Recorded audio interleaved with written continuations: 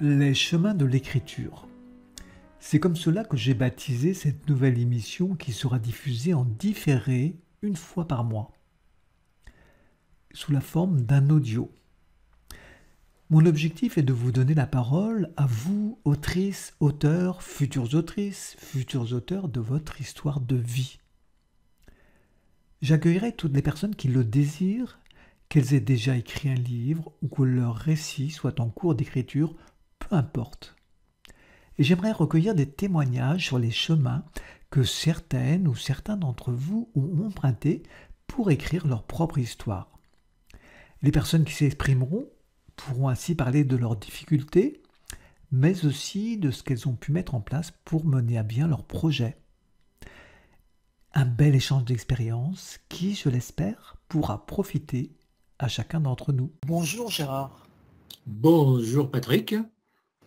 Eh bien écoute, je suis très content de t'accueillir là pour ce nouveau numéro des chemins de l'écriture. Eh bien, moi aussi, j'entends parler de toi depuis fort longtemps, mais c'était à sens unique puisque je n'étais que lecteur du blog. Et maintenant, j'ai plaisir à te connaître de plus proche. Et donc, je crois que tu es très avancé dans ton projet de livre puisque le livre est terminé, c'est bien ça? Absolument. Je l'ai commencé à la demande de mes enfants lorsque je suis arrivé en retraite. Je l'ai fait suivant tes conseils en m'astreignant à écrire aussi régulièrement que possible. Mais j'avoue que j'avais tellement de choses à faire qu'il y a eu des blancs dans mon parcours. Quand tu dis régulièrement, ça veut dire quoi? C'était une fois par semaine, deux fois par semaine? Ah, c'était autant que possible tous les jours, de 10h à midi. Ah, c'est un exploit, tous les jours. Oui, mais évidemment pas le samedi, pas le dimanche, et puis avec des créneaux de vacances. Enfin, je profitais du climat normand pour m'asseoir à ma table d'écriture les jours plus gris que les autres. Et justement, par exemple, quand tu n'avais pas, si un jour tu n'avais pas d'inspiration, tu t'installais quand même à ta table de travail? Ah oui, oui, et l'inspiration venait d'elle-même, hein. Bon, il est vrai que j'avais préparé mon canevas avant d'entreprendre l'écriture elle-même et que j'avais toujours matière à noircir du papier. Alors, si j'ai bien compris, l'écriture, enfin, ton projet de livre est à l'origine, c'est une initiative de tes enfants, c'est ça? Absolument. Un jour que je leur racontais une anecdote de ma vie à la campagne dans ma jeunesse qui se situait dans les années 50, où je parlais de voiture à cheval, de mon père qui allait faucher une botte d'herbe pour la mettre à l'arrière de la carriole pour nourrir sa jument le midi, l'un de mes enfants a dit « Mais c'est incroyable, tu as vécu au Moyen-Âge, il faudrait qu'un jour tu nous écrives tout ça. » Et donc c'est ce que j'ai fait. Et si tes enfants t'en avaient pas parlé, tu n'aurais pas eu, par exemple, envie Alors, d'écrire ce livre? je pense que si, parce que j'ai toujours déploré de ne pas avoir suffisamment appris du parcours de mes grands-pères. Et ils sont partis avant que j'ai eu envie de les interviewer. Donc, même si mes enfants ne me l'avaient pas demandé, même si je n'avais pas eu d'enfants, je pense que j'aurais voulu laisser quand même un témoignage pour qu'au moins il reste quelque chose de ma misérable personne après ma disparition. Est-ce que tu te souviens de la première page d'écriture, en tout cas de la première fois où tu t'es installé pour écrire? Ah oui, très bien. Vraiment, oui, oui, je me suis assis à ma table sous la véranda, au milieu d'un jardin verdoyant au calme. Et puis j'ai pris un paquet de pages volontairement de couleur pour y jeter le squelette de ce que serait mon travail d'écriture. Alors, je vais être indiscret. Quelle couleur étaient tes pages? Saumon. Mais D'accord, c'est très bien. vraiment parce que j'avais ça sous la main, Alors, ce qui veut dire en fait que tu écris à la main. Tu as écrit à hein. la main. Alors absolument, j'ai tout, parce que je ne suis pas forcément à l'aise avec le clavier, donc j'ai tout écrit à la main, mais lisible seulement par moi, parce que j'écrivais un peu comme un médecin. Et au bout d'une dizaine de pages, là, je les mettais au propre sur l'ordinateur. ça me permettait de relire, de corriger, d'ajouter, de déplacer des paragraphes, etc. Et j'ai trouvé que ce rythme était très pratique. Et s'il était arrivé un accident à mes feuillets manuscrits, au moins la machine aurait gardé la mémoire de ce que j'avais déjà écrit. Quand tu as porté par exemple le texte sur l'ordinateur, tu as eu une impression différente en relisant par exemple que sur le papier? Ah oui, très clairement, ça permet une mise en page, de déplacer et réordonner les paragraphes, puis au moins on voit ce que donnera le travail final. Et c'est une grande satisfaction. Ça permet aussi de se relire d'une manière différente et de mettre en lumière les erreurs que l'on a pu commettre. Et je ne parle pas des fautes de frappe ou des fautes d'orthographe que le logiciel corrige de lui-même, ce qui est fort pratique, il faut bien le dire. Oui, alors peut-être, mais quelquefois il peut nous induire en erreur. Je ne Oh sais oui, pas si ça a été ton cas.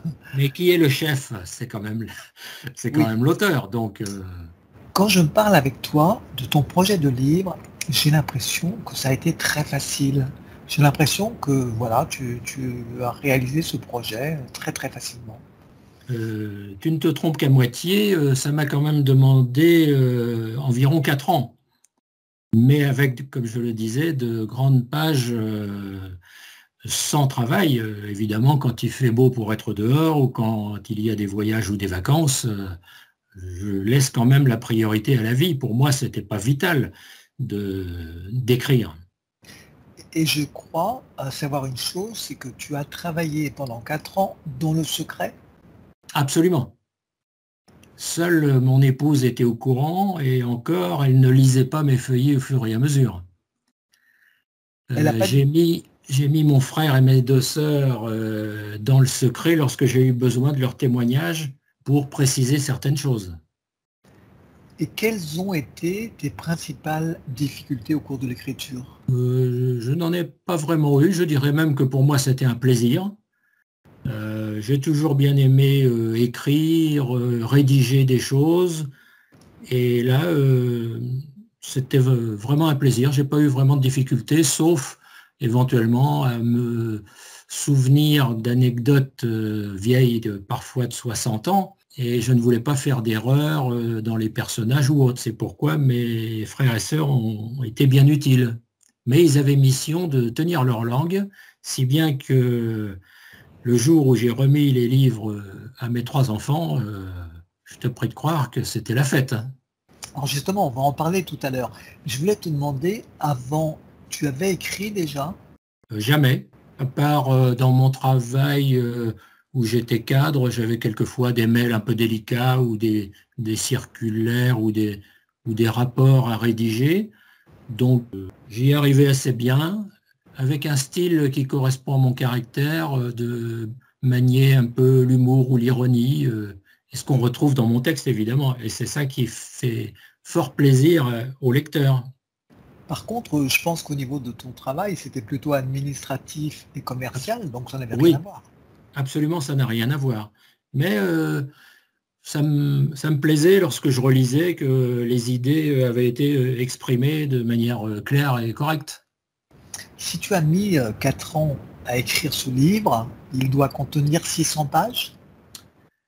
Non, la moitié. C'est déjà pas mal, 300 pages, c'est déjà pas Et mal. il faut dire que je suis un lent. Et au niveau écriture, je suis plutôt besogneux, tu vois. Je réécris plusieurs fois lorsque c'est nécessaire, ou je corrige. Et j'écris toujours sur le recto d'une page, de manière à disposer du verso pour apporter des compléments ou des corrections. Ah, très bien. Et sinon, quand tu écris pour la première fois ton texte, quand tu commences à écrire à une séance d'écriture, est-ce que tu fais ce qu'on appelle un premier jet, c'est-à-dire sans te censurer, tout ce qui te vient, tu écris, sans faire attention ni à l'orthographe, ni au style, ou bien est-ce que très vite tu veux déjà maîtriser tout? J'essaie de maîtriser tout. Oui, Alors tu je n'ai pas l'encre qui sort du stylo comme un flux sans fin. Non, non, je réfléchis avant d'écrire, j'essaie que ce soit pas trop mal du premier coup. Donc tu veux le faire du premier coup et donc tu dois faire pas mal d'allers-retours, remonter un peu dans un paragraphe précédent. Est-ce Ah que oui, j'ai bien oui, écrit? Oui, il y a des flèches dans tous les sens. d'accord. Cette phrase sera avant, ce paragraphe sera après, voire au verso. Oui, oui, c'est du Et, au travail moment, quand même. et donc quand tu as mis le mot fin, donc tu as fait imprimer le livre. Oui. Et quel titre tu as donné à ton livre? Alors, au départ, je voulais l'appeler la soixantaine heureuse, parce que j'avais la soixantaine, j'avais vécu 60 bonnes années, je n'ai jamais été malheureux, bref. Mais je me suis aperçu au bout de 250 pages que je n'avais fait que les années 50. Alors, je me suis dit, je ne vais jamais arriver au bout, je vais arrêter là. Et j'ai baptisé mon livre Mes années 50.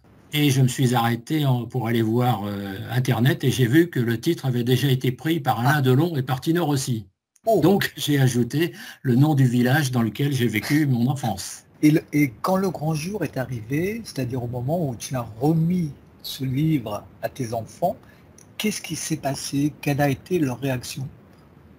Bah, déjà, j'avais mis du champagne au frais et j'avais emballé les livres soigneusement et puis m'étais arrangé pour qu'ils s'asseyent tous les trois côte à côte dans le canapé.